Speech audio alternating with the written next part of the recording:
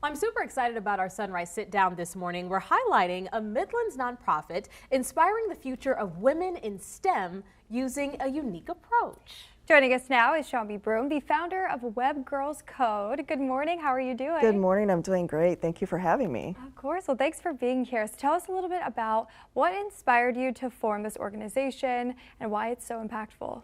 Yeah, so we focus on giving girls and women superpowers through computer science, and there were two experiences that I had. I'm a web developer by trade, and when my oldest daughter was in 4th grade, her teacher asked me to come in to teach the kids how to make Google websites.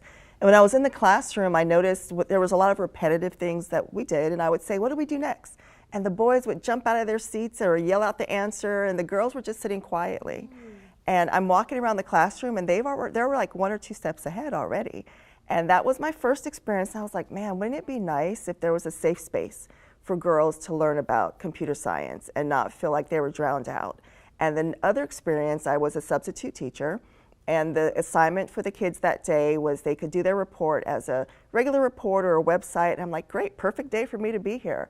And the kids that wanted to build a website, they were frustrated. They were like, we can't do this. And my thought was, imagine had they learned that in elementary school, by the time they got to middle school, they wouldn't know how to build a website. So those two experiences and the opportunity came up for a pitch competition, and that opportunity was like, this is the time for me to form the organization to create the safe space for girls and women. This is absolutely wonderful, Shambi, because you know STEM tech so important right now. When you think the job market, you think of what is actually taking over. Are people actually working these jobs? Technology, robots, but we need people to code those specific things. So when we talk about the programs, what exactly are you teaching when it comes to that coding, and what resources are you sharing through the programs? Definitely. So we do introduction to web app, game design, animation, and machine learning and AI.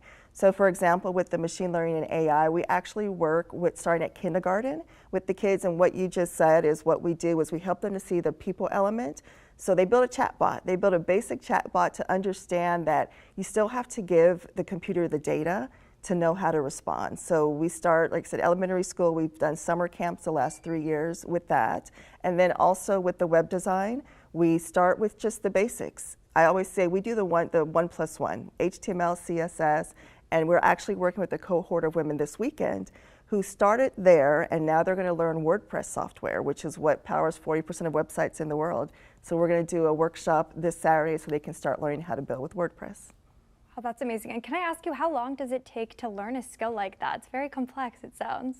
It is, but what I love about it, we do a 1-day camp, and people come out coding a 1-page website in 1 day.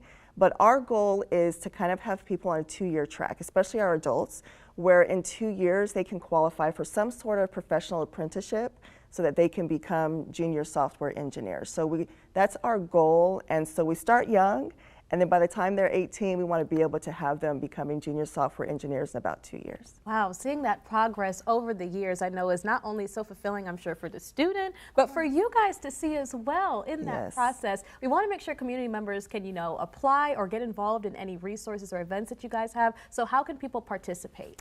Yeah, definitely check out our website, which is webgirlscode.org, which is spelled WEBGYRLZCODE.org. And they can sign up for our newsletter to know what events are coming up. Right now we're doing a scholarship drive for donors to help us fund our scholarships so that we can have the community come. And we don't want financial reasons to be a reason they can't participate. And then also we'll be participating in Midlands Gives on May 5th. So definitely check us out there. And if you're interested in volunteering or learning, then definitely email from the website or fill out the form, and we will reach out to you so you can become a part of our programs. Great. Well, thanks so much for coming in this morning and sharing a little bit more about what you do. It's so awesome. Absolutely. Really, really cool. This program is definitely going to help a lot of our girls in our community. If you want to learn more about Web Girls Code or sign up for any of those coding classes, just head to our website, WISTV.com. Stick around. More Sunrise coming up.